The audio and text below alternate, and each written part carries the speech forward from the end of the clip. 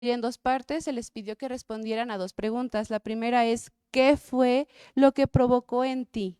¿Qué sentiste y pensaste cuando viviste violencia obstétrica? Su respuesta fue, mi primer parto fue muy repentino. Rompí la fuente en la semana 35 y nos fuimos de emergencia al hospital IMSS de Charo. Llegué con miedo e incertidumbre. Me pasaron a revisión y ahí fue el primer tacto. El primero de muchas invasiones, maltratos y abusos hacia mí, mi bebé y mi cuerpo. Denunciamos la violencia obstétrica moviendo nuestras banderitas. Creo que no conocía el término violencia obstétrica y no lo tenía presente, pero lo que sí sabía es que algo no andaba bien. Me sentí maltratada, abusada, corrompida, frágil, profanada y algo en mi naturaleza sabía perfectamente que no estaba bien. Me pusieron oxitocina para dilatar, pero mi cuerpo no estaba preparado y no sabía lo que me esperaba. Después me pusieron más oxitocina, untada en el cérvix, y fue como si me fuera de 0 a 10, así de rápido y dolía. Yo me quejaba de dolor, pero no a gritos. Mi mamá me había dicho que a las parturientas no les hacían caso si gritaba. Mi hermana me acompañaba y me contó que se me iban los ojos. No me dejaban ir al baño, solo estaba acostada, no podía comer, solo estuve con agua y una gelatina en todo el día. Y ahora que lo pienso, ¿de dónde iba yo a sacar fuerzas y energía si no tenía ningún alimento en mi estómago? Tampoco me podía parar porque podría perder líquido, en palabras de la enfermera. En un momento yo no aguantaba, me dolía mucho y mi hermana llamó a una enfermera. Cuando me revisó, ya había dilatado a 9 centímetros. Escuché que dijo, ya métanla, nos van a regañar, como si eso fuera lo más importante. ¿Por qué no le quitaron las calcetas? Sentí cómo iban chocando con la camilla por las paredes y de un pasillo largo salían médicos, hombres y mujeres de los cuartos. Todo el mundo me vio la cola. Estaba fuera de la sala de expulsión y un doctor me dijo, si necesitas pujar, puja, puja. Yo no entendía por qué nos habíamos detenido. Después entendí que había otra mujer pariendo. ¿Acaso no tienen más salas de parto? Pensé. Después me pasaron a mí. Me cambiaron de camilla. El cuarto estaba muy iluminado. Había muchísima luz blanca. Los doctores ahí me decían, puja, y yo lo hacía. Pero una doctora me gritó, así no. Y yo pensé, entonces, ¿cómo chingaos? Le pedí la mano a otra enfermera. Ay, perdón, es que. Le pedí la mano a otra enfermera. Ella la agarró un momento, pero solo para dirigirme al barandal y que me agarrara de ahí. Y eso le dolió mucho a Yuri y a mí también.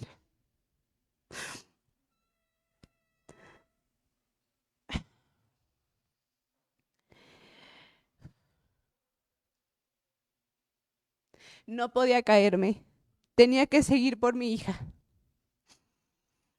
Otro doctor me dijo, ya tiene que nacer. Y se subió a un banco para empezar a empujar mi estómago hacia abajo. Estaba apachurrando y moviendo a mi hija, intentando sacarla, como si fuera una espinilla que tenía que expulsar. Nació mi hija, me la acercaron unos segundos y después se la llevaron. Entonces la doctora que recibió a mi hija me dijo, no te muevas, te vamos a coser. Ahí entendí que me habían hecho una episiotomía sin consentimiento. Podría contarles muchas otras cosas. Estuve en el hospital por 3 días sin poder dormir, con la luz prendida todo el tiempo, sin ver a mi esposo ni a nadie más, solo a mi hija. Estuve a punto de pedir la alta voluntaria. No me podía bañar. Había gente desconocida por todos lados y en el cambio de turno llegaba un doctor y pasantes a hacer tacto. múltiples abusos, tactos y violencia por todos lados. Para terminar, sí sufrí violencia obstétrica cuando me negaron mis necesidades básicas de ir al baño y comer, cuando tuve que seguir todo el proceso estando desnuda, cuando pedí la mano y me hicieron ese gesto, cuando apachurraron a mi hija, cuando hicieron muchos tactos injustificados y no me podía negar. La siguiente pregunta, después de esto, es, bueno, ¿cuáles fueron los momentos y elementos de la partería que te ayudaron a sanar y resignificar el daño provocado por la violencia obstétrica? Su respuesta fue, a partir de la experiencia traumática de mi primer embarazo, tenía muy claro que no quería regresar a un hospital a parir. Gracias a una amiga conseguí el contacto de raíz materna, hice una cita y desde el primer encuentro me sentí escuchada. Tanto así que les conté por todo lo que había pasado, la violencia, el maltrato, el abandono y la negligencia. Tardé unas semanas en decidirme, pero finalmente lo hice. Tendría mi segundo bebé en casa con el apoyo de Gle y Polé. No puedo decir que he sanado completamente. Recientemente, desde octubre del 2025, me diagnosticaron depresión postparto, trastorno de estrés postraumático, depresión mayor y ansiedad generalizada.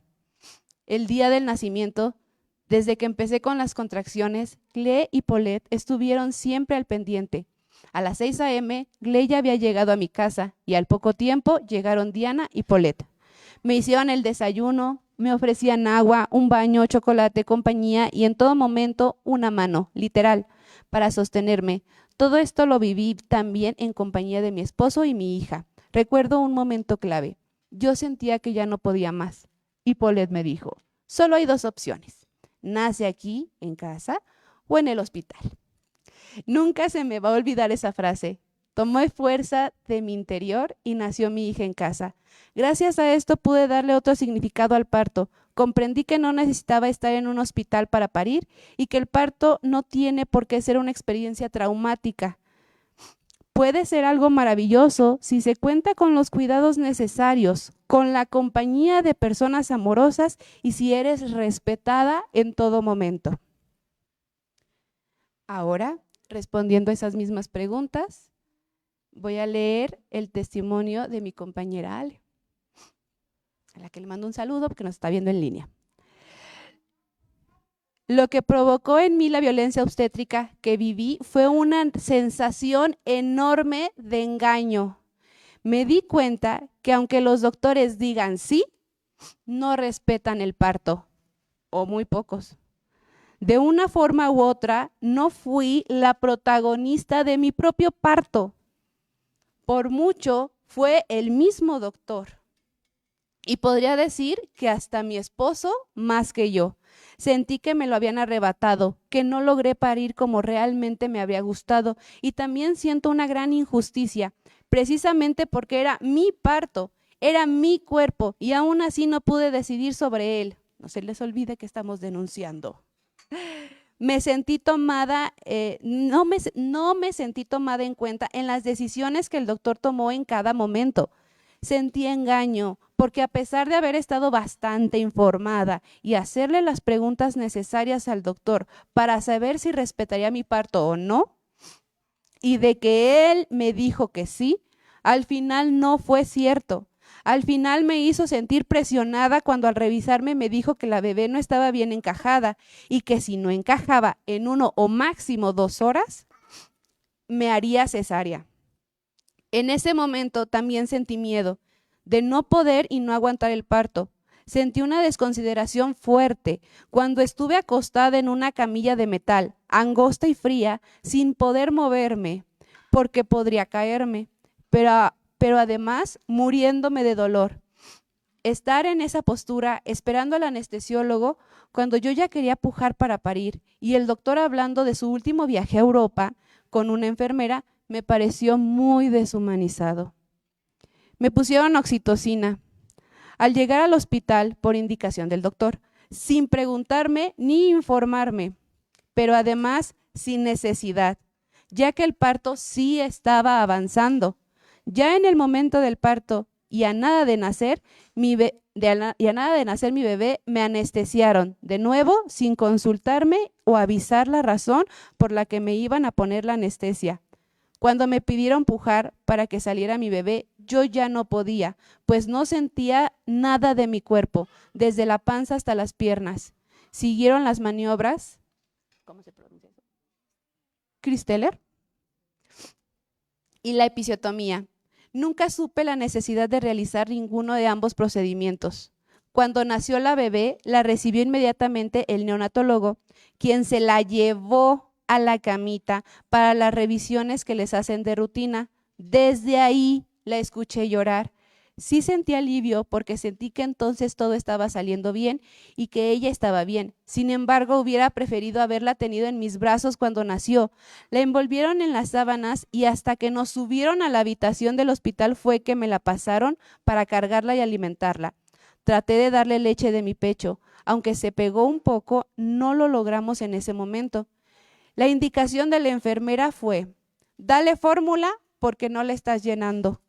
Y la broma siguiente de mi mamá, por el tamaño de mis senos grandes, pero su incapacidad de llenar a mi propia bebé. Fueron factores cruciales para el inicio de la lactancia. Aunque sabía que no quería que le dieran fórmula en biberón, cedí. Y así comenzó las complicaciones de la lactancia de los siguientes días y hasta meses. Pienso que esta violencia obstétrica que viví es violencia normalizada y un poco invisible, porque mi esposo y yo tomamos un curso de preparación, investigaba cada semana sobre el desarrollo del embarazo, me informé sobre lactancia, tenía todo muy claro e informado. Pagamos por una atención y hospital particular, aun cuando yo contaba con Seguro Social e ISSSTE.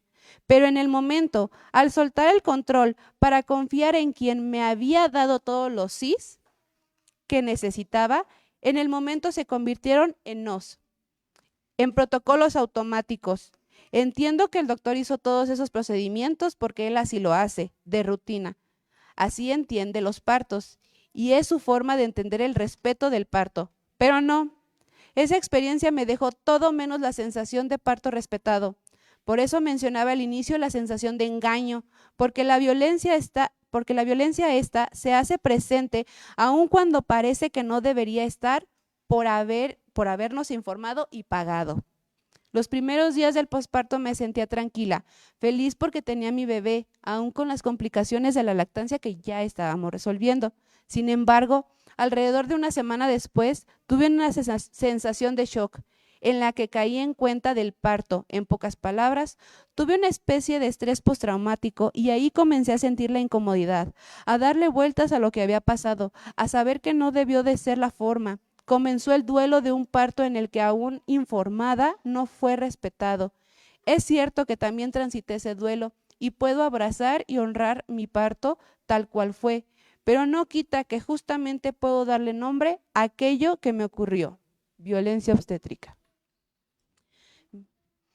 En mi búsqueda por no volver a repetir la experiencia del parto anterior, me encontré con la opción de parir con parteras. Me entrevisté con una partera con quien no logré conectar y no sentí mucha confianza, pero seguí buscando.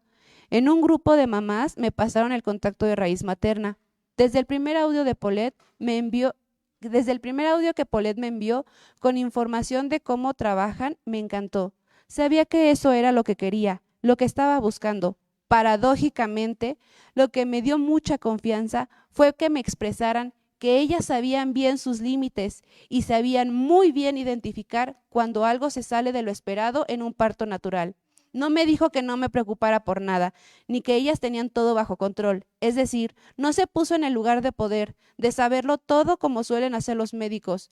Me habló de conectar, de conocernos primero, de que supiera de primera fuente cómo es la experiencia, para poder decidir. Con eso supe que no era necesario hacerles aquellas preguntas que le hice al ginecólogo particular. Ahí estaban las respuestas, en la partería.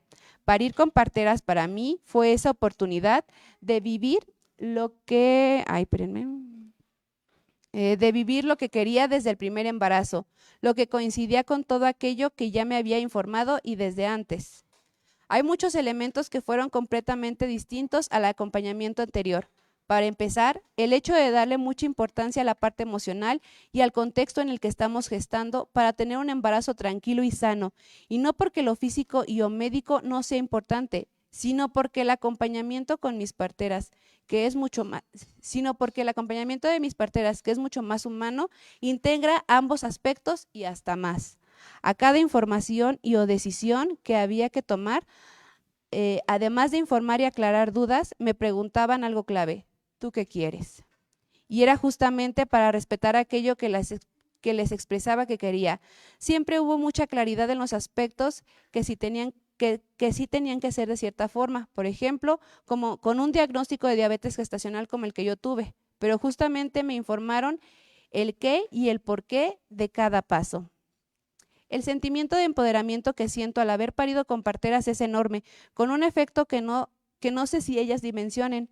Hasta la vida misma la veo diferente. Este fue mi parto, como yo lo fui decidiendo, acompañadas de ellas y en mi caso de médicos ginecólogos de confianza. Fui dueña completamente de mi cuerpo, de todos mis sentimientos para poder parir, como bien lo dice el nombre, con parto natural.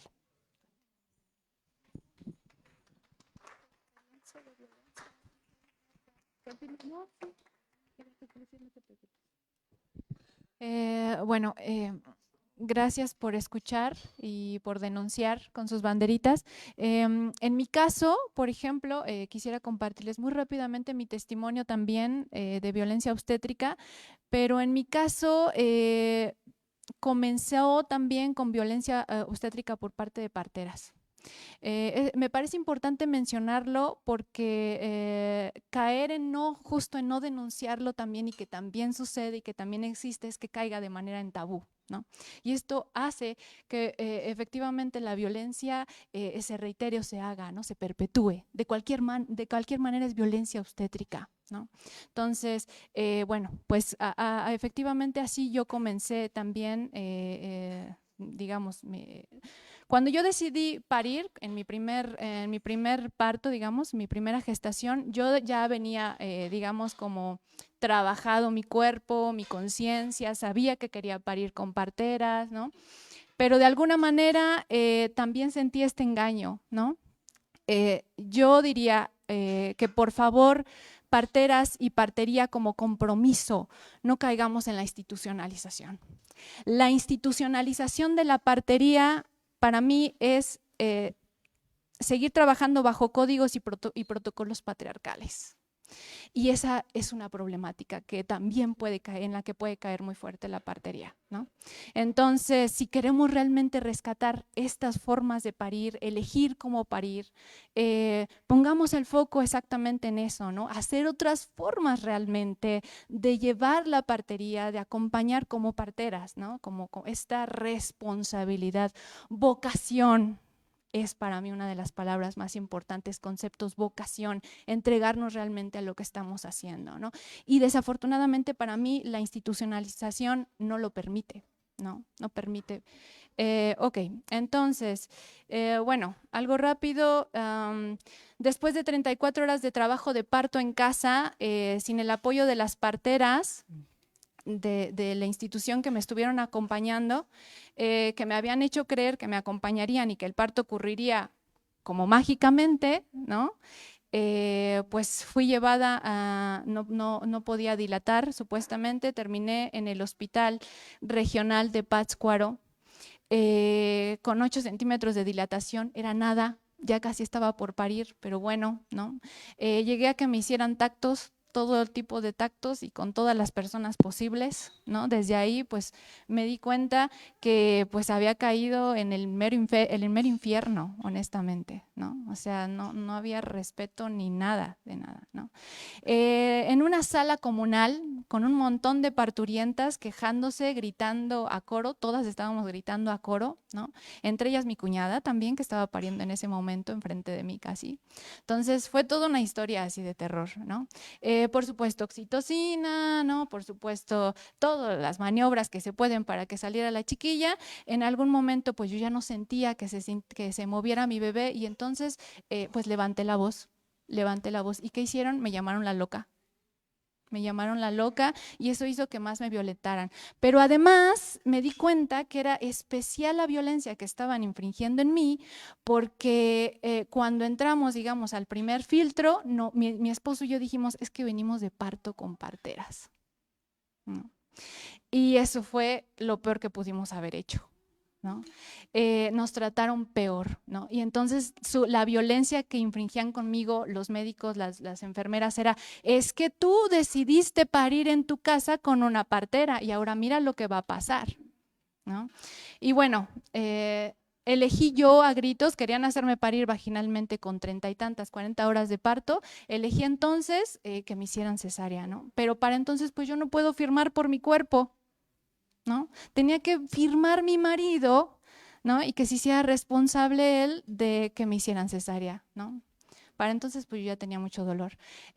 Firma mi marido y lo que quieran, entro a la sala, por supuesto ya saben todo el proceso ese también, todo horrible, y al momento de que nace mi hija, que escucho que llora, pues ahí sentí que todo regresó a mí, pero no me la entregan, sino que me la quitan y además de quitármela, me dice la enfermera, tu hija se va a morir porque tiene temperatura, tiene 38 de temperatura, de fiebre. ¿Se imaginan? Eso me dijo y no me la entregó, la pusieron en otra camilla, se la llevaron. Entré un viernes, estuve viernes, sábado, domingo y el lunes me dieron de alta, hasta que cagué y toda la cosa. El lunes que me dan de alta me dicen que no van a dejar salir a mi hija porque sigue con fiebre. La medicaron, por supuesto, sin mi consentimiento, y cuando me dicen eso, el mundo se me vino encima, porque yo llevaba 3 días sin ver a mi hija, sin haberla cargado, haber parido sin tener a un bebé en brazos, con todas las mamás enfrente de mí en la sala de maternal, abrazando a sus bebés, ¿no? Fue el peor shock y traumático que pude tener, ¿no? Desde entonces no suelto a mi hija. Entonces, eso, salgo, efectivamente logro ver a mi pareja antes de salir y le dije, no puedo irme sin mi bebé, yo no sé qué vas a hacer, así como eres bueno para firmar para que me abran, ahora vas a dar la cara para que saquemos a la niña de este lugar ya. También se hizo otro tipo de violencia ahí contra él, ¿no? Le dijeron que si algo le pasaba a la niña, bla, bla, bla. Total, logramos sacar a la niña, sale la niña en el hospital conmigo y ahora no sabíamos el tremendo trabajo de recuperación emocional, psíquica y física que venía después de ese proceso, ¿no? Por supuesto, con una cesárea que con gusto les puedo mostrar, no tengo problemas. Es una rajada de más de 10 centímetros vertical que me parte por la mitad la panza. Y por supuesto, entre el dolor y todo, la lactancia costó trabajo. Después de 3 días, por supuesto, mi hija no pudo tomar la primera leche, ¿cómo se llama? El calostro, gracias. No pudo tomar el calostro, por supuesto. Y bueno, pues la serie de secuelas, ¿no? Tuve depresión postparto, ¿no? Grave, grado 2, ¿no? Todo lo que conllevó también la relación con mi pareja, poder generar ese apego con mi hija fue muy difícil, ¿no? Pero bueno, después de eso nos encontramos justo yo le dije a él, ¿no? A mi compañero, yo decía, es que esto tenía que pasar con esto para dejar de romantizar e idealizar que la partería en sí o las parteras en sí van a resolvernos el parto. Para mí la cuestión es, mujeres, recuperemos nuestro territorio, nuestro cuerpo, nuestro primer territorio, que es el cuerpo. Somos las principales responsables de poder parir como nosotras queremos, y no solo con decidirlo, sino con prepararnos, realmente prepararnos. Porque cambiar las creencias, ideologías que nos hicieron creer o que sustentan que nuestro cuerpo no nos pertenece, y no solamente para el parto, para cualquier cuestión de la sexualidad de la mujer, orgasmos, todo lo que tenga que ver con la sexualidad de la mujer nos lo han quitado, nos han privado de eso, el patriarcado nos ha privado de eso. Entonces yo diría, si queremos ser las actrices principales de nuestro parto, hagámonos responsables de recuperar nuestro primer territorio, nuestro cuerpo. Pues eso. Gracias. De manera de conclusión, queremos compartir que nosotros rechazamos las definiciones de violencia obstétricas que son muy buenas para poner términos muy clorofila, pero que al parecer no nos permiten conectar con lo que en verdad genera el haber vivido violencia obstétrica. ¿Qué significa que una mujer viviera violencia obstétrica? Ay, ay, ay. Ay. Ahí voy. Complicaciones técnicas. Trae. Ya. Perdón, es que confundo los símbolos de mis aplicaciones. La violencia obstétrica la sentimos como una experiencia de vulneración extrema que atraviesa nuestros cuerpos, mentes y almas. La pérdida de la dignidad durante el embarazo, parto y posparto no es solo una cuestión de prácticas y protocolos médicos invasivos o procedimientos sin consentimiento. Es la sensación de ser despojada de nuestra propia voz, del control sobre nuestros cuerpos y de la posibilidad robada de vivir el nacimiento de nuestros hijos desde el respeto, la escucha y el cuidado. Es una experiencia de engaño, miedo, humillación y deshumanización. Sentimos que nuestras necesidades físicas y emocionales dejan de importarle al mundo entero. Cuando somos tratadas como cuerpos que deben de obedecer protocolos y no como personas, atravesando uno de los momentos más vulnerables y significativos de nuestra vida.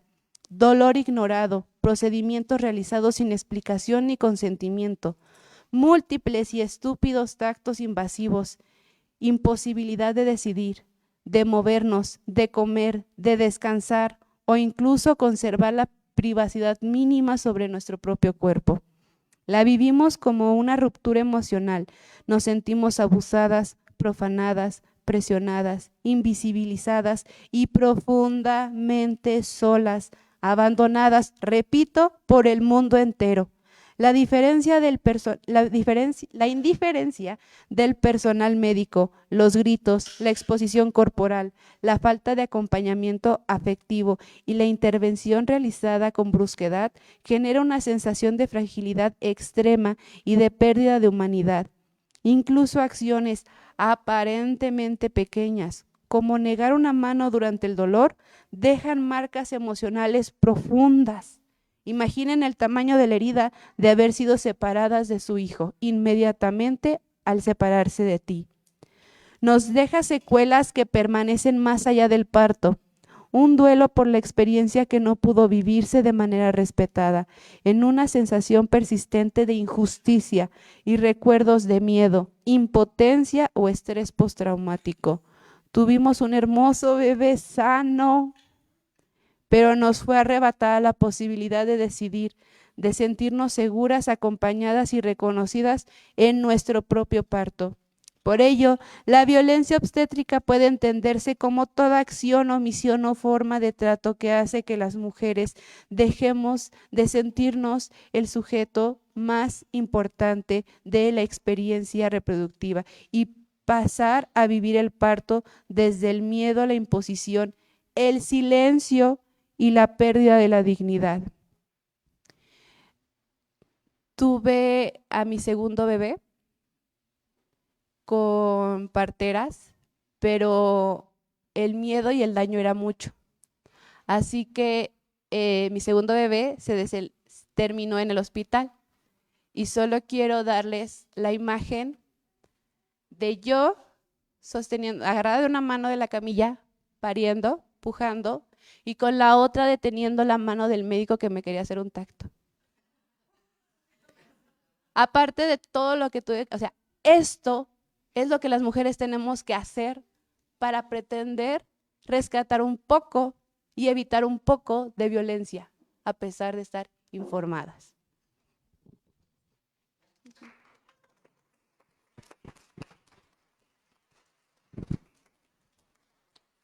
Bien, para dar continuidad a la mesa, tenemos a la ponente Guadalupe de la Luz Blanco Velasco, de Mujeres Aliadas AC, con la ponencia titulada Entre la transgresión y la norma, las parteras priorizan a la mujer.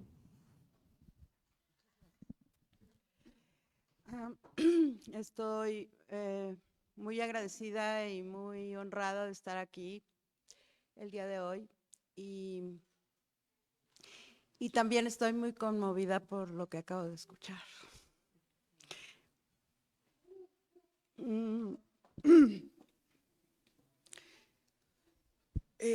La idea de esta ponencia es repasar algunas prácticas que fueron ignoradas o que fueron criticadas respecto a la atención de las parteras, pero que luego fueron retomadas por los hospitales y avaladas por la evidencia científica. Y han significado momentos de tensión, ¿no? Las parteras fueron comprendidas, juzgadas, así como igual las mujeres fueron maltratadas y es muy común que cuando por alguna situación una partera decide trasladar a una mujer al hospital, casi les rogamos que no digan, por favor, que estuvieron con parteras, ¿no? Justo para evitar que las maltraten solo por eso, que les hagan procedimientos solo por haber estado en un trabajo de parto en casa. ¿Me pasa la siguiente, por favor? ¿Aquí? Gracias. No, está bien, yo le pico. Pues han existido muchos momentos en que las normas oficiales dictaban una cosa y la forma de atender de las parteras estaba en un sentido opuesto, en una dirección opuesta, y sin embargo el tiempo y las investigaciones le han dado la razón a las parteras. Quiero aclarar que algunas de las cosas que voy a exponer aquí pueden resultar reiterativas para las personas que trabajamos en esto. Y no significa que yo quiera criticar o confrontar con otros sistemas de cuidado, pero que han sido, todo esto surgió de cuestionamientos y reflexiones tanto propias como de otras parteras con las que he platicado, de estudiantes de partería que están acá conmigo hoy. Y bueno, a partir de ahí les pido como un poco de paciencia y confianza respecto a lo que voy a exponer. Voy a empezar presentándoles a un médico. Y van a decir, ay, ¿qué tiene que ver un médico en esta historia de parteras? Bueno, esta historia inspiró esta ponencia. Él es Ignaz Semmelweis, perdón si no lo pronuncio correctamente. Él es un médico húngaro-alemán, ¿sí? Lo traigo a esta conversación porque él trabajaba en una clínica de obstetricia en un hospital de Viena y observó que la mortalidad por fiebre puerperal en la sala atendida por médicos era 3 a 5 veces más alta que en la sala atendida por matronas, ¿sí? Observó el hecho de que los médicos pasaban de examinar cadáveres a atender partos y aunque en ese momento todavía no se conocía nada sobre bacterias y todo lo que conllevan las infecciones, pues él propuso en 1847 que los médicos se lavaran las manos con una solución de hipoclorito cálcico, ¿no? ¿Qué le sucedió? Cuento largo, hecho corto. Los médicos de su época no solo no le hicieron caso, sino que lo señalaron de loco. Lo hicieron expulsar de la sociedad médica y terminó, de hecho, muriendo en un manicomio por una herida infectada, ¿sí? O sea, pero lo que a mí me llama la atención de esta historia es que nunca se le reconoció a las parteras, que eran las que sí tenían unos buenos índices de que las mujeres no se les morían, no se les infectaban, nunca se les reconoció, ¿no? Esos índices. Incluso después vino, yo creo que muchas de ustedes han vivido el hecho de que las capacitaciones continuas a parteras siempre empiezan con lávense las manos, ¿no? Como con el mito de que las parteras no nos lavamos las manos. Y hubo una época en que había como por parte del sistema una presión por capacitar a las parteras en cómo se debían lavar las manos, etcétera, ¿no?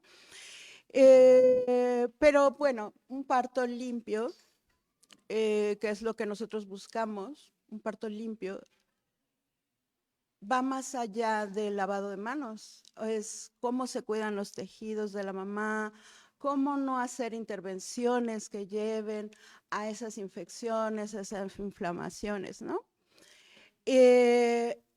Bueno, otro de los momentos es la libertad de movimiento y el parto vertical, ¿no? Esto es, pues, el día a día de la atención de una partera. Y creo que les voy a compartir brevemente los beneficios que encontré en un documento de hace mucho tiempo. Y el más importante para mí es el que dice, la mujer se percibe dueña del proceso. Para que una mujer se perciba dueña del proceso y un parto tenga esa libertad de movimiento y no solo la postura vertical, una partera tuvo que no solo ayudarla a encontrar una postura cómoda, ¿sí? Esta mujer tuvo que pasar de ser una paciente que estaba acostada e inerte, pasiva, a ser una mujer activa. Y como parteras, cuando estamos atendiendo y las vemos a los ojos directamente, es imposible ignorarlas, ¿no? Es imposible tratarla como un objeto. Es imposible tenerla de frente y que no nos confronte, que no sus sensaciones, sus movimientos, sus sonidos no muevan algo dentro de nosotras, ¿no? Y es imposible ignorarlas. Diferente de cuando están acostadas y solamente se ven sus genitales, ¿no? La intención de las instituciones ha sido tratar de implementar el parto vertical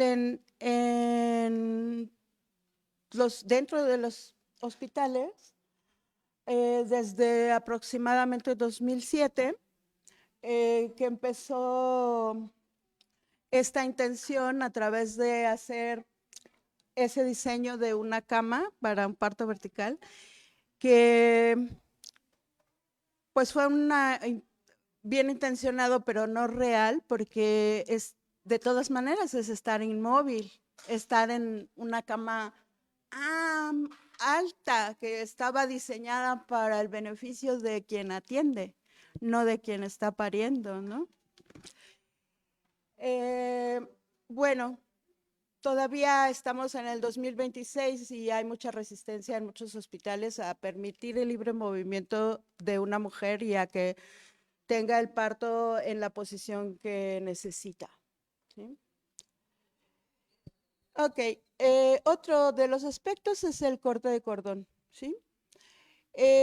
Para las parteras el corte de cordón llega a ser un ritual que es acompañar un momento en la vida de mamá y de bebé. Y generalmente ese ritual no va a ser en menos de 3 minutos, ¿verdad? Aquí pueden ustedes ver a Robin Lim, una partera que escribió un libro sobre placenta, se llama Placenta, el chakra olvidado, y ella describe en ese libro varias formas de hacer la separación del cordón, ¿sí? entre esas formas, ella platica sobre el uso del fuego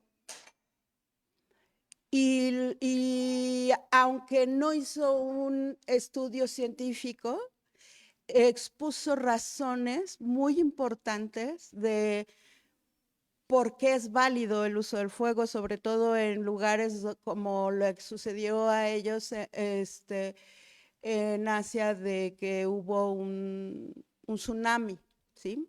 Entonces, en esas situaciones, pues no hay espacio y lugar para alcanzar a esterilizar los instrumentos, ¿no? Las tijeras y las pinzas. Y entonces ella lo plantea aparte de como un ritual energético, de un respeto en la separación de bebé y del cordón y la placenta, también como una forma de prevenir el tétanos neonatal.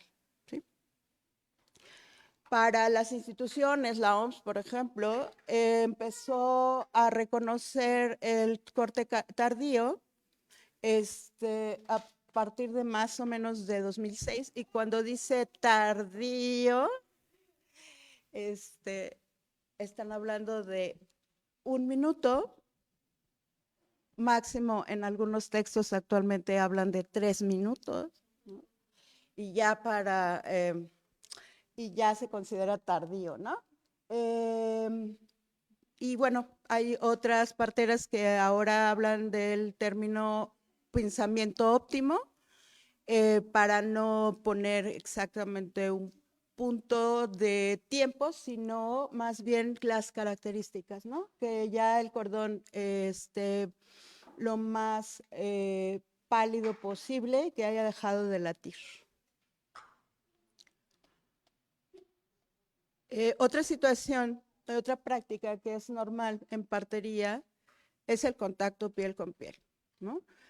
Muchas mujeres, como forma instintiva, es recoger a su bebé y traerlo al pecho y abrazarlo, e incluso antes de reconocer si de qué género es y de cómo está constituido, si es gordito, gordita, flaquito, flaquita, etcétera, ¿no?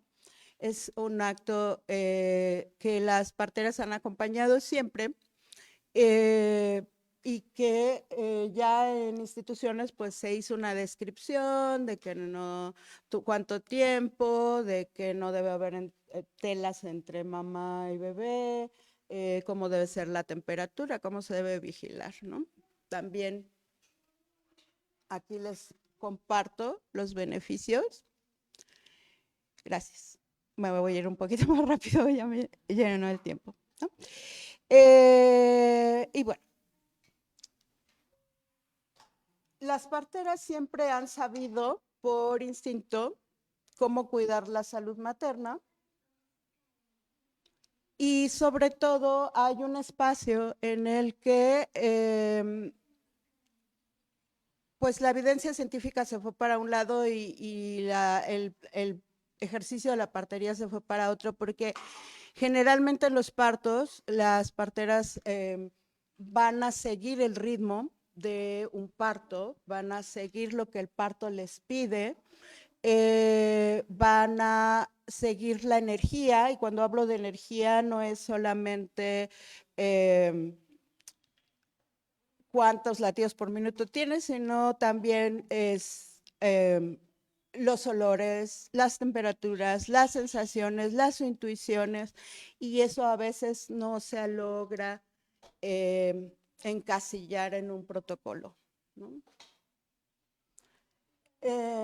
Otra de las cosas que pasan en la actualidad, que considero que estamos en un limbo, porque las parteras no son aceptadas como son, se les quiere encasillar, blanquear y maquillar para que entren dentro de una cajita.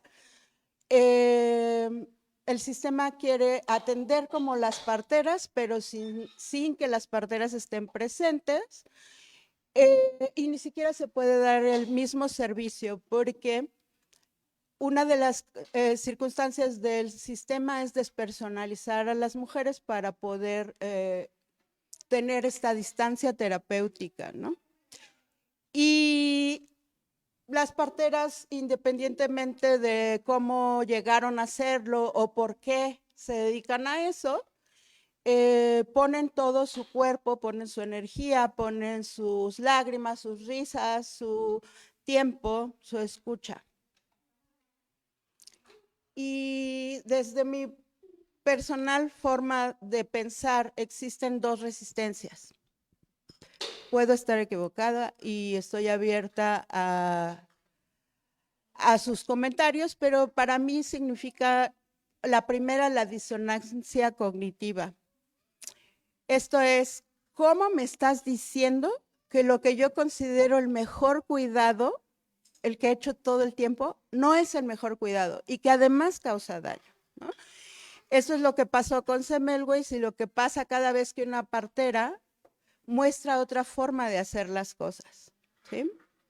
Y la segunda es reconocer el trabajo de las parteras. No solo es reconocer el trabajo de las parteras, es reconocer la sabiduría interna de las madres, la sabiduría interna de las mujeres como mujeres y dejar de tratarlas como niñas, ¿sí? Cómo toda la vida llevo considerando que no saben y cómo ahora voy a reconocer que sí, ¿no? Esto creo que es una de las cosas que hace que sea más fácil cerrar los ojos y negar a toda la evidencia que muestra el valor del trabajo. Bien, mi intención es reconocer el trabajo de las parteras, no entrar en conflicto con otros sistemas de cuidado, pero les voy a dejar las siguientes preguntas para que queden en su corazón, se las lleven, les den vuelta y quizás ustedes tengan una mejor perspectiva. ¿Por qué la atención de las parteras ha sido vista como de menor valor si las parteras entendieron desde mucho antes el valor de estos cuidados? ¿Las parteras realmente han estado transgrediendo las normas o solo su cuidado es diferente? ¿Sí? ¿De verdad se puede encuadrar un parto, la energía, el amor dentro de normas y protocolos? ¿O hasta dónde se puede hacer eso? Gracias.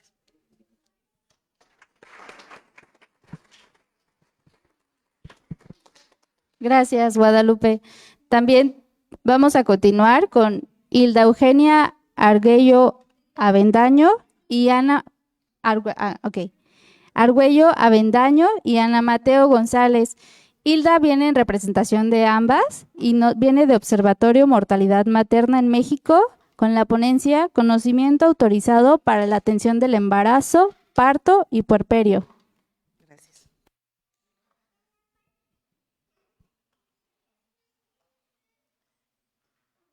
Es la presentación cuando te define, por favor. Bueno, pues voy iniciando. Pues muchas gracias por permitirme estar acá, a mis colegas que están en la mesa, estoy muy honrada de estar con ustedes, también de compartir sobre todo con Mujeres Aliadas, que conozco que es una organización de hace muchos años y que han aportado conocimiento y que siguen ahí, que forman parteras. Pues me siento muy honrada de estar acá. Le agregué otro nombre, es un trabajo que hemos venido haciendo con mi compañera, mi colega Ana Mateo, que empezamos a compartir experiencias. Ella ha trabajado en Latinoamérica por muchos años con médicos del mundo y yo pues resido, soy chiapaneca, es la entidad del estado donde hay más parteras tradicionales en el país. Maricruz, gracias por estar acá. Y por eso nos surgió, escribimos un documento hace unos años que justamente hablaba sobre partería tradicional y medicalización del parto. Voy a hacer algunas menciones al respecto para contextualizar. Como ustedes saben, los sistemas de salud oficiales en el mundo están basados en la medicina occidental o científica y es el modelo biomédico de atención, el que es oficial en la mayoría de los países. Y claro que va a estar sujeto a ciertas reglas bajo ese paradigma. Y organizaciones internacionales principalmente que tienen una relación con Naciones Unidas, como es la Organización Mundial de la Salud, el Fondo de Población de Naciones Unidas, la Organización Panamericana de la Salud o UNICEF, son las que guían las políticas públicas de salud, sobre todo en salud sexual y reproductiva, bajo este paradigma. Entonces, eso hay que tenerlo en cuenta, que son quienes van dictando cómo se tiene que atender en este caso el parto, quién lo tiene que atender. Pero sabemos que, sin embargo, y esta mesa lo ha dejado muy claro, que no es únicamente, no es el único sistema bajo el cual se atiende el embarazo, el parto, el puerperio, sino que la partería tradicional ocupa un papel importante, y no solo en México, sino en muchos países, pero que este campo es un campo de disputa. Y vamos a ver un poco de que ha sido un conflicto histórico. Este conflicto entre quienes tienen que atender el parto, si las parteras o los médicos, no es nuevo, se remite a procesos históricos que igualmente han ocurrido en Estados Unidos como en Europa y que tuvieron que ver sobre todo con la consolidación de la medicina como profesión oficial y universal. Y esto no es tan antiguo, eso fue en el siglo XVIII, que la medicina científica se consolida como un sistema, digamos, un modelo de atención y que además se universaliza. Pero este conflicto, sobre todo persiste, esta disputa de este campo de atención, y me enfoco en las parteras tradicionales, especialmente en regiones que son empobrecidas y con fuerte predominancia de personal sanitario, además masculino y con un enfoque, una mirada occidental. Pues antes del siglo XVI no era posible que ningún hombre atendiera partos. El parto estaba en manos de las mujeres.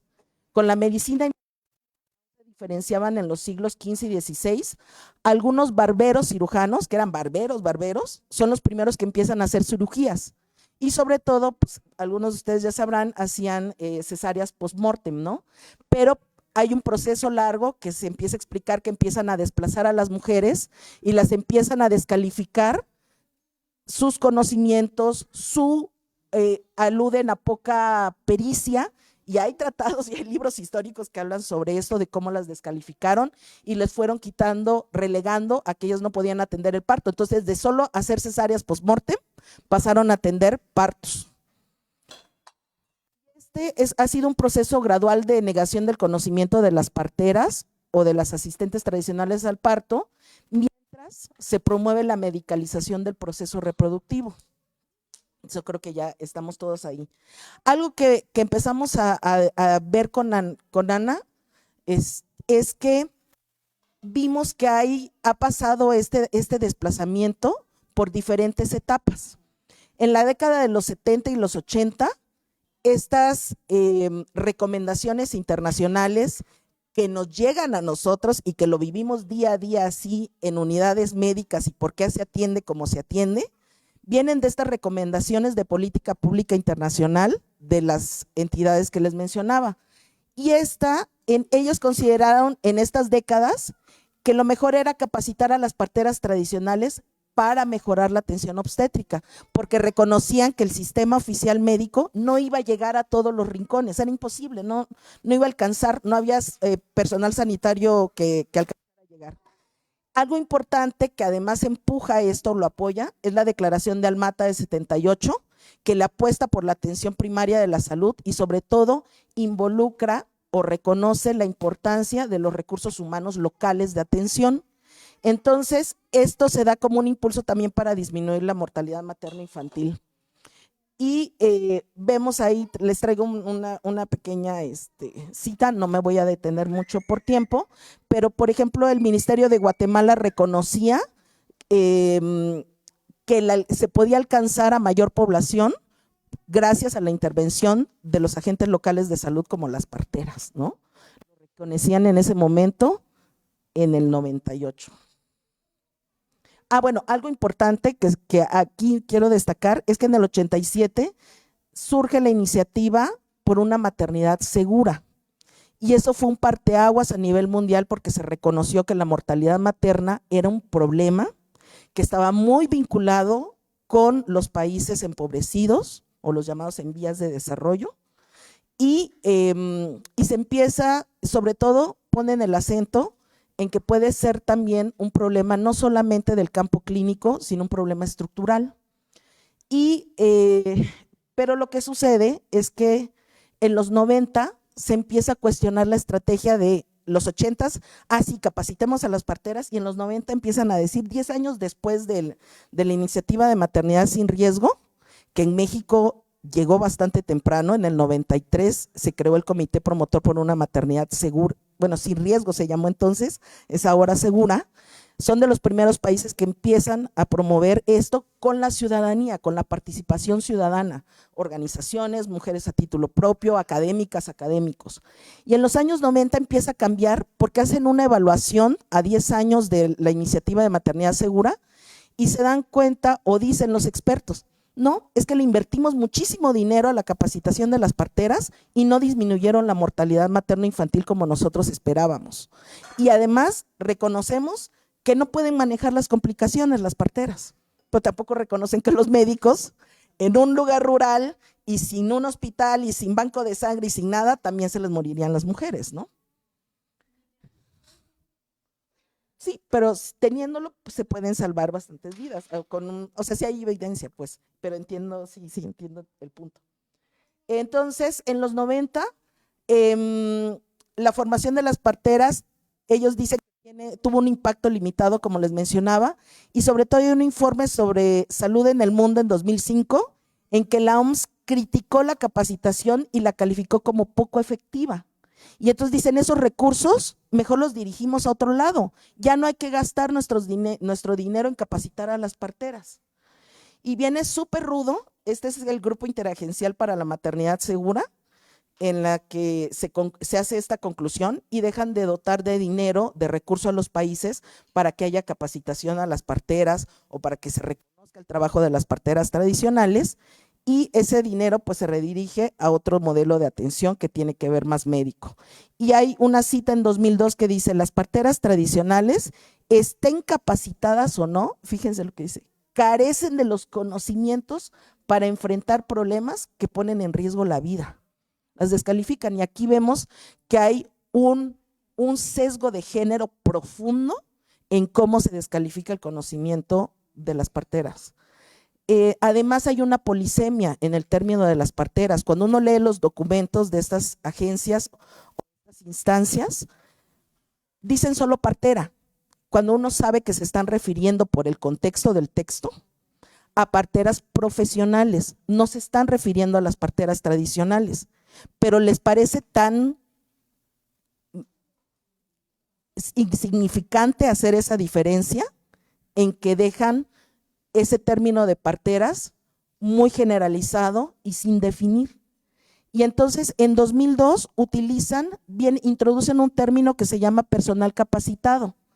En esta definición van a ver qué dice, que son aquellos agentes de salud que han recibido capacitación, etcétera, pero al final dice, esos agentes de salud son por lo general médicos, parteras o enfermeras. Y uno dice, pues bueno, le incluye a las parteras.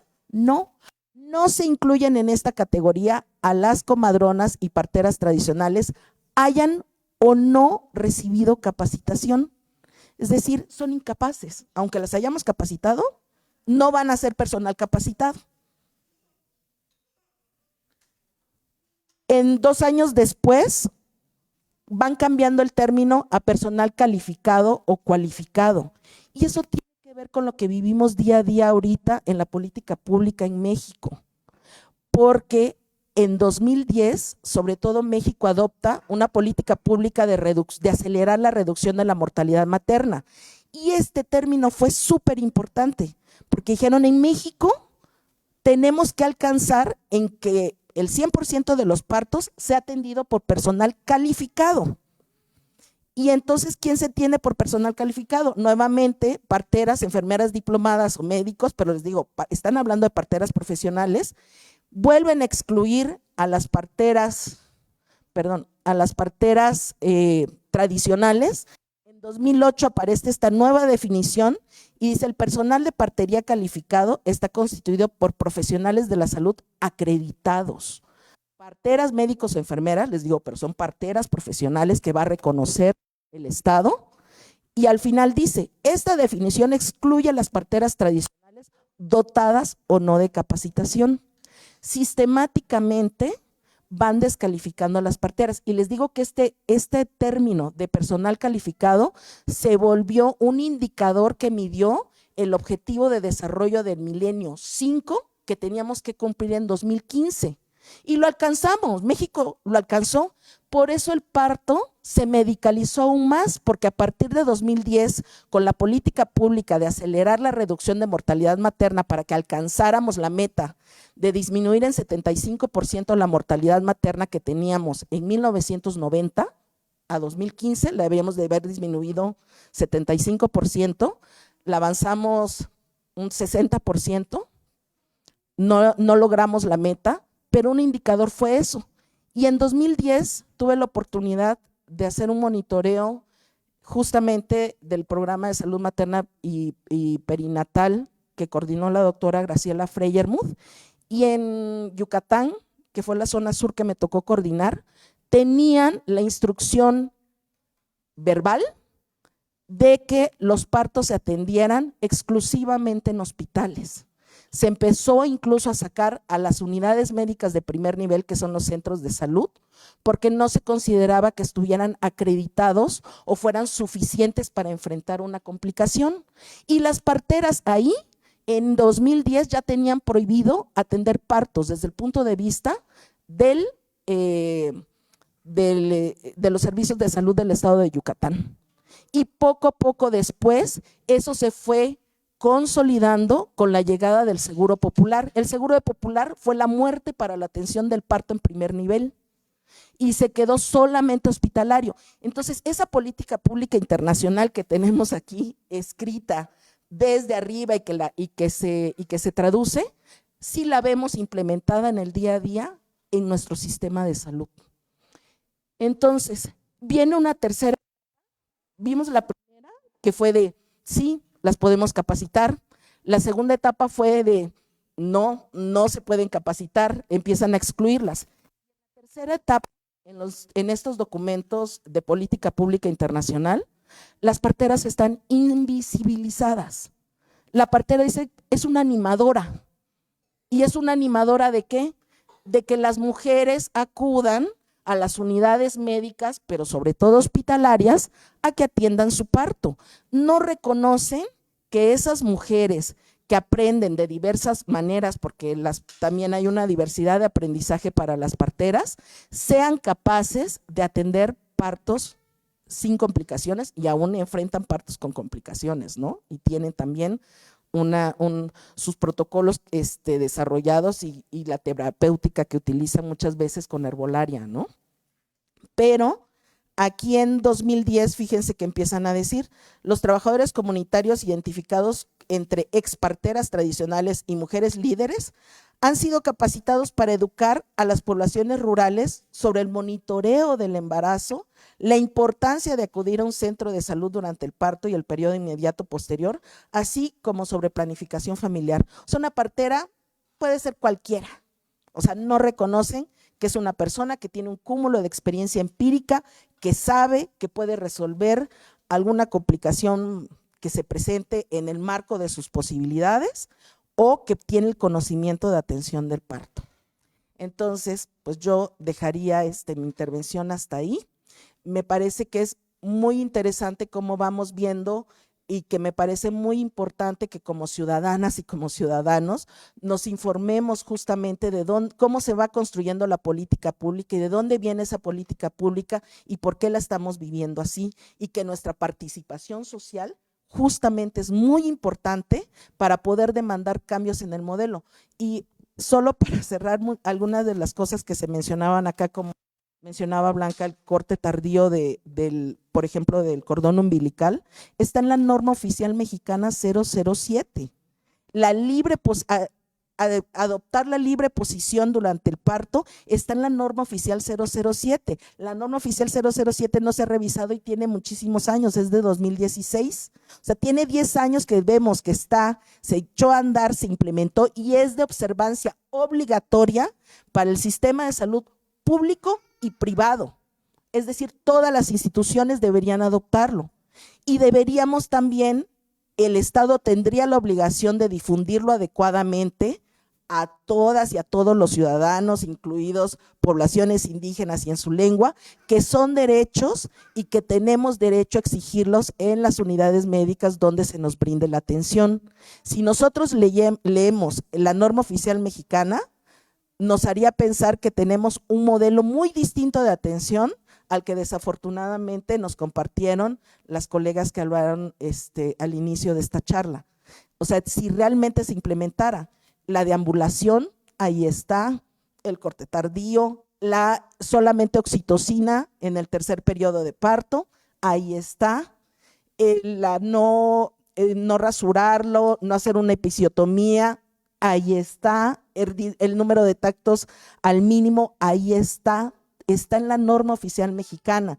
México también se ha distinguido en eso. Tenemos política pública a veces muy buena en papel, pero no la tenemos en implementación.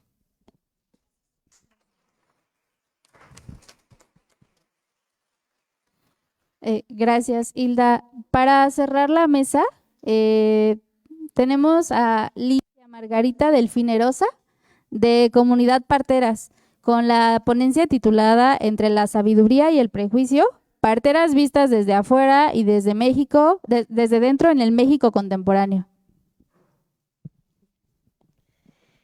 Ay, hola, ¿qué tal? Buenas tardes ya. Me gusta ahora que estoy aquí que me haya tocado cerrar, ¿no? Está bien. Porque tengo una mezcla de sentimientos entre, pues, conmovida, ¿no? Por lo que escuchamos primero y luego entre empoderamiento acá yo en medio de aquí de dos, ¿no? Y pues ahí les voy con todo.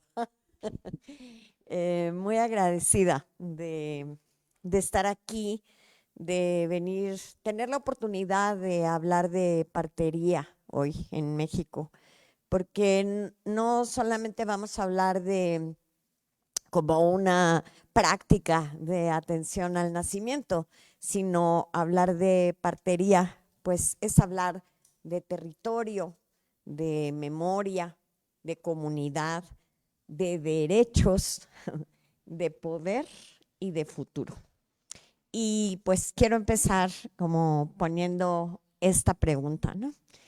¿Qué pasa cuando un país dice que reconoce a sus parteras, pero no las llama por su nombre, no las consulta de manera suficiente y no las sienta en la mesa donde se decide su futuro?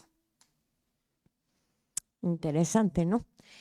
Y quiero también agregar otra pregunta igualmente importante. Voy acá con mi Gracias. Y entonces la otra pregunta sería, ¿qué pasa con las mujeres cuando se dice o se les dice que tienen derecho a decidir cómo parir, pero las opciones reales se van cerrando alrededor del sistema médico? Bueno, vamos a dejar ahí esas dos preguntas y mi ponencia se titula pues Entre la sabiduría y el prejuicio, parteras vistas desde dentro y desde fuera en el México contemporáneo. Y elegí este título porque la partería, y especialmente la partería tradicional, está en medio de una tensión muy fuerte.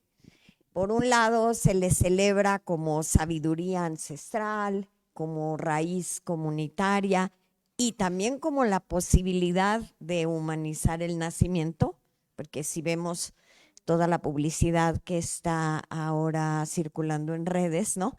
Es que gracias a que incluyeron a las parteras en el hospital, ahora ya hasta se va a humanizar el nacimiento y a terminar con la violencia obstétrica, ¿no?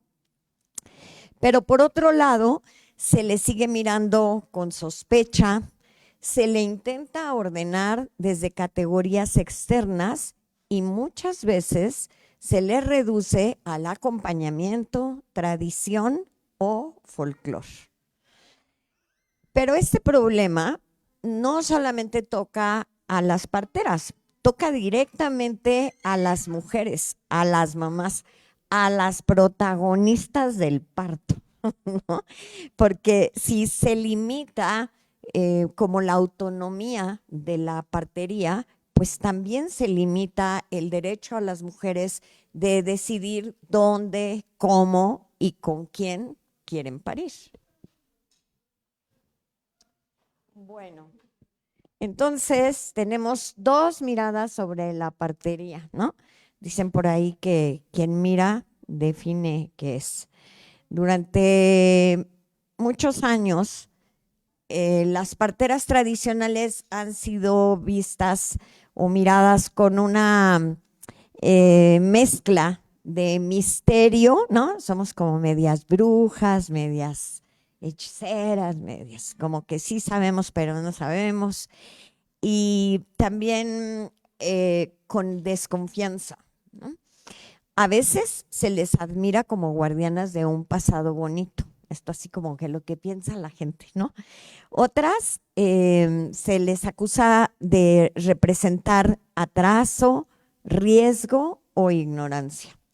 Entonces, no vayan con las parteras, dicen los médicos. Ellas matan a los niños.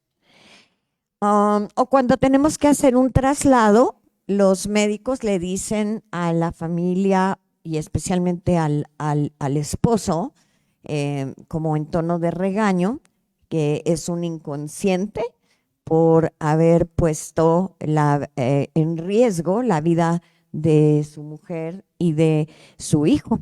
Entonces, porque fueron con las parteras, ¿no? Y entonces también dicen, las parteras se tardaron demasiado, ¿no? Y entonces ya los llevamos y ahora por culpa de la partera, por poco se mueren. Gracias a Dios que hicimos lo oportuno y las salvamos, ¿no? Este es como el relato que existe. Por eso hace rato decían casi que rogamos, no digas mejor que vienes de la atención con una partera, ¿no? Y bueno, quiero hacer una reflexión.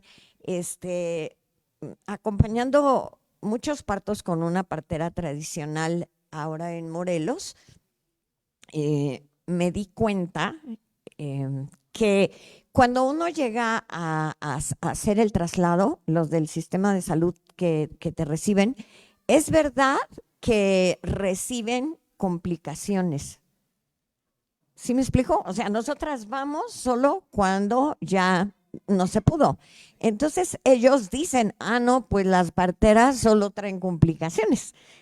No, lo que no saben ellos es que por cada mamá que yo llevo en un traslado, como buscando este tejido, esta parte de respaldo, también con humildad reconociendo que tenemos un límite y que ojalá el sistema de salud nos apoye para trabajar en beneficio de esa mamá y de ese bebé, ellos no lo ven así, ¿no? Y entonces ellos no saben que por cada una que trasladamos, pues hemos atendido muchas antes que sí han salido bien. O sea, ellos no tienen esta referencia, ¿no? Solo nos ven como las que distorsionamos los partos y ahí se los llevamos porque no lo sabemos atender.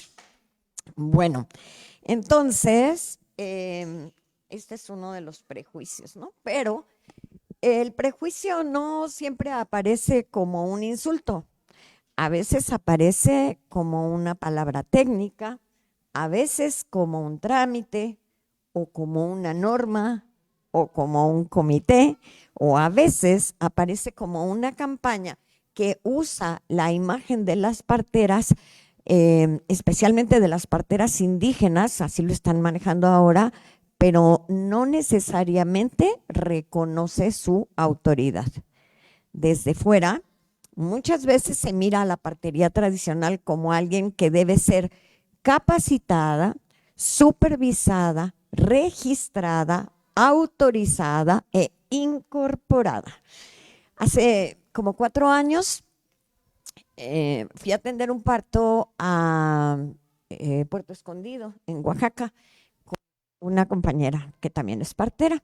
Entonces, pues nos dimos a la tarea de tener que ir ahí a la jurisdicción a presentarnos con la doctora, que es la jefa ahí, ¿no? Porque pues necesitábamos el papel, el certificado para cuando naciera, ¿no? Y entonces ella nos dijo que qué bueno que habíamos ido y que ellas tenían en su registro ahí a todas las parteras. Y sí, ¿no? Atrás de su escritorio había como un mapa ahí lleno de chinches, así, de tachuelitas, porque las tienen a todas perfectamente ubicadas, ¿no? Y entonces nos invitó a unirnos a las capacitaciones que dan mensualmente y dijo, porque no saben cómo ha disminuido el índice de mortalidad, especialmente neonatal, gracias a nuestras capacitaciones. Porque nosotros las apreciamos mucho, ¿no? Y les reconocemos, pero las parteras no saben ni cortar el cordón. Y yo entonces sentía así como que le quería preguntar, ¿neta? ¿No? Y entonces dijo, bueno, algunas lo cortan con la uña. Es en serio, eso me lo dijo una doctora, no me lo contaron. Y yo dije, pobre mujer, yo creo que le tocó atender algún parto por ahí cuando hizo la carrera, ahora es doctora de escritorio, pero no sé, hay muchas maneras de cortar el cordón, pero la neta es que no lo cortas con una uña. No lo cortas con una uña. Y entonces además, lo más triste y ofensivo es que ella piense que las parteras no saben cortar o no sabemos cortar el cordón, porque entonces, ¿cómo carajos ha sobrevivido la humanidad?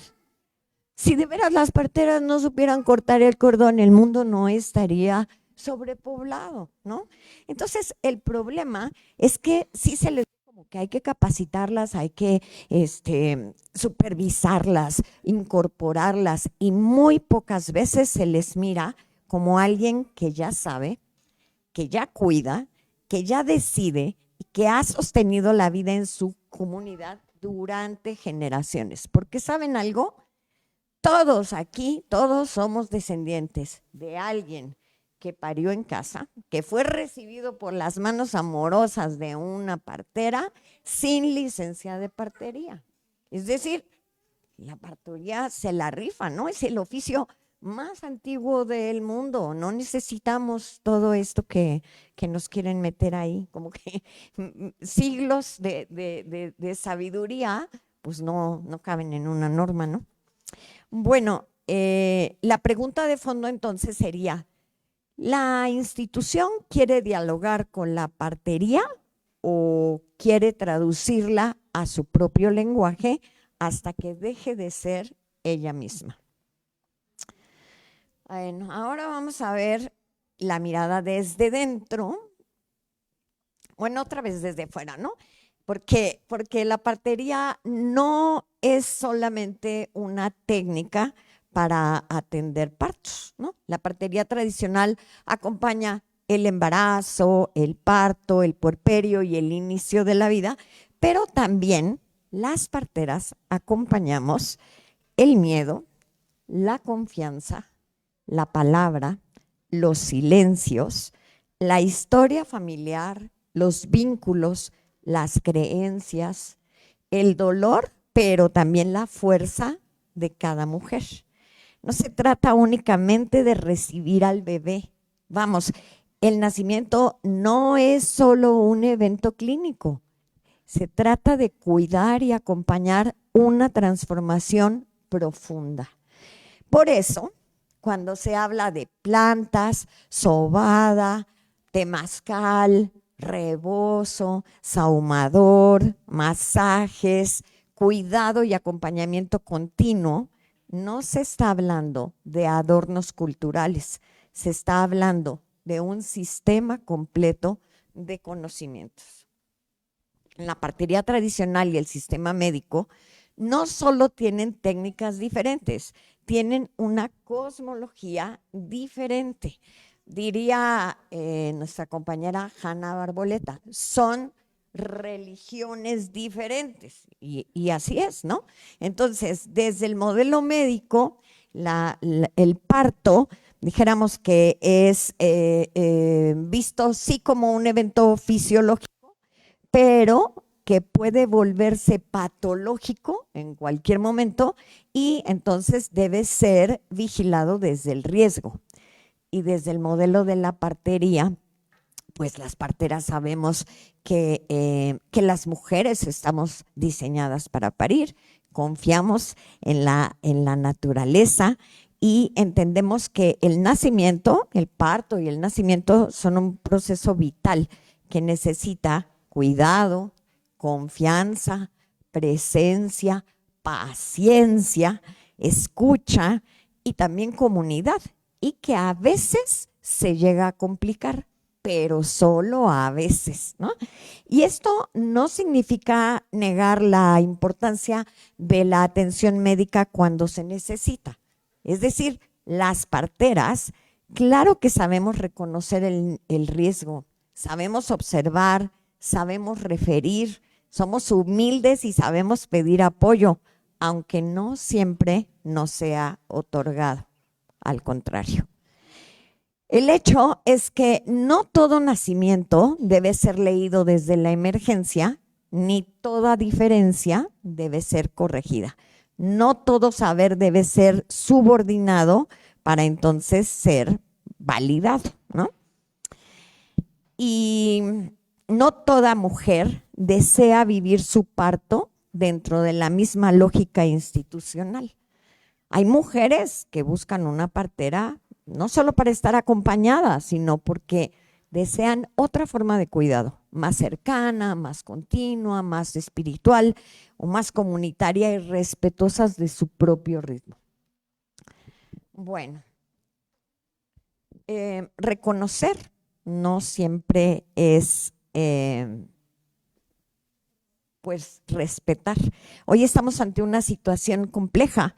La NOM define a la partera tradicional como una partera, como una persona reconocida por su comunidad, que ha recibido sus saberes y prácticas por transmisión intergeneracional o comunitaria, y bueno, eso está escrito así textual en la norma, pero también organiza la NOM la partería profesional alrededor de programas oficiales, competencias académicas y niveles de formación, incluyendo la licenciatura de partería, de enfermería y obstetricia o la especialidad de enfermería perinatal. Y ahí aparece una jerarquía delicada, ¿no? Porque unas formas de saber quedan ubicadas como profesionales por su validación académica, mientras que otras quedan reconocidas por su tradición, pero no necesariamente están valoradas al mismo nivel. Entonces, el problema no es que existan parteras formadas académicamente, ¿no? Eso pues, está bien, pero y tampoco se trata de enfrentar a unas mujeres con otras. Y honestamente sí creo que esa es una estrategia del gobierno, ¿no? Porque esta frase de divide y vencerás es muy cierta, ¿no? Y entonces al ponerle nombre a las profesionales y reconocer a las otras como personas no profesionales pero autorizadas, ¿no? Pues ya hace que haya ahí como pues tú más, yo menos, o cómo estamos aquí, ¿no? Entonces, el lenguaje, el problema es realmente el lenguaje, que reparte valor de manera desigual, ¿sabes? Y ahí también está como implícito en estas jerarquías, porque además así es la medicina, es vertical y no horizontal. Entonces ahí está definido quién sí puede hablar, quién sí puede atender, quién sí puede decidir y quién nomás tiene que obedecer, ¿no? Y nombrar, porque decía la compañera, ¿no? Te invisibilizan. Ahora ya es la invisibilización, porque claro, si tú dejas de nombrar la partería, ¿saben? De donde yo vengo, en Morelos, hay en la jurisdicción a la que yo pertenezco, hay casi 40 parteras y todas firmaron un papel en donde se les decía que ellas aceptan ser reconocidas como personas no profesionales y unirse al RENAPA. Entonces también para firmar los certificados ya no hay como esto de que lo hiciste tú, sino que puedas ir a que te lo canjeen, pero en el certificado ya no va a decir que lo atendió una partera. Entonces, claro que esto es bien grave, porque a la hora de hacer las estadísticas, no, pues las parteras ya ni atienden, ¿no? Porque ya nos borraron, ya nos invisibilizaron. Entonces, hay también toda una campaña en donde en la página oficial de la Estrategia Nacional de Partería están promoviendo el parto natural, el derecho de las personas embarazadas a ser acompañadas por la persona que ellas elijan, y también les hablan de los beneficios del parto vaginal frente a las cesáreas. Hablan del vínculo inmediato, de los beneficios para la mamá, para el bebé, del inicio de la lactancia, la reducción de riesgos respiratorios, bueno, y hablan hasta de la microbiota. Está súper bien, ¿no? Pero es un doble discurso, es muy engañoso. No saben la cantidad de personas que a mí me hablan para felicitarme y decirme, qué padre, ¿no? Que ahora ya, mira, el gobierno. Y yo digo, pues sí, pero no es así, ¿no? Entonces, este problema es que dice, tu partera tradicional puede acompañarte. Pues sí, pero las parteras no queremos quedar reducidas como como al lugar de acompañante, ¿no? Las parteras somos cuidadoras, somos guardianas del saber, somos quien hemos sostenido los nacimientos donde el sistema no llega, no entiende o no escucha. Entonces, miren, aquí hay una foto. Esto es reciente. Hicieron como una campaña, una jornada de atención obstétrica y entonces trajeron a las parteras de la sierra y las metieron al hospital para que vean cómo sí nos van a reconocer y nos aceptan. Miren, ¿no? Y miren cómo la mamá sí puede estar acompañada de su partera, ¿no? Y luego entonces le pasan al bebé y le toman la foto. La neta, pues es una mentada de madre, ¿no? Y ajá, ¿dónde está Wally, la protagonista? ¿Dónde quedó? ¿No? ¿Quién atendió ahí? Bueno, por eso cuando el sistema absorbe a las parteras tradicionales y las obliga a trabajar únicamente dentro de sus reglas, también reduce la libertad real de las mujeres, ¿no? No tenemos más opciones. Esto es como aparente. Y bueno, pues mi siguiente comentario es acerca de no solo la NOM, sino ahora la aparición de los comités, ¿no? Los comités de parterías sin parteras. Entonces, es como, es una repetición del prejuicio, otra vez. Es decir, podemos hablar de ustedes, podemos regularlas, podemos nombrarlas como imagen, pero no necesariamente ustedes pueden decidir.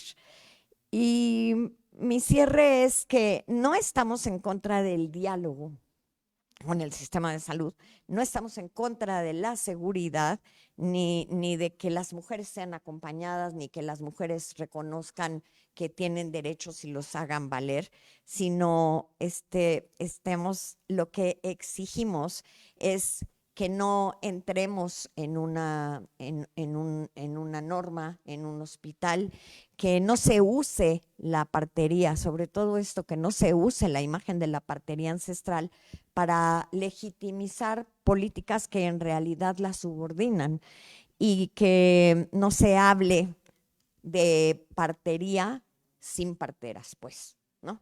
Es así de simple.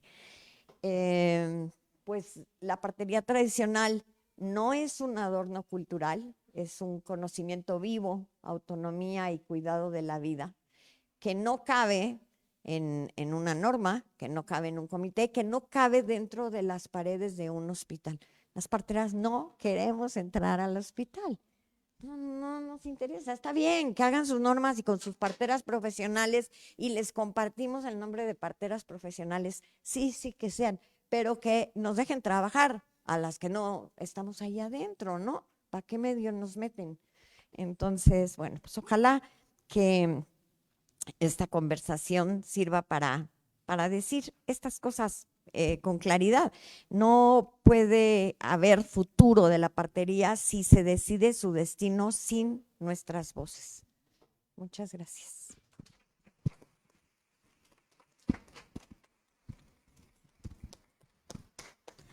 Gracias, Ligia. Bueno, me parece que todos los testimonios en esta mesa despertaron en ustedes quizá muchas preguntas y muchos comentarios. Y por cuestiones de tiempo no daremos pues espacio a que se dé, pero en el descanso les invitamos a que quienes tengan alguna pregunta se acerquen directamente con las ponentes o algún comentario, ¿no? En este momento de descanso. Les agradecemos a todos su presencia, a todas y todos su presencia, y en ese sentido les invitamos también a la siguiente mesa, que nos sigan acompañando. Les recordamos que de este lado tenemos café y también afuera del instituto. Gracias a todas ustedes.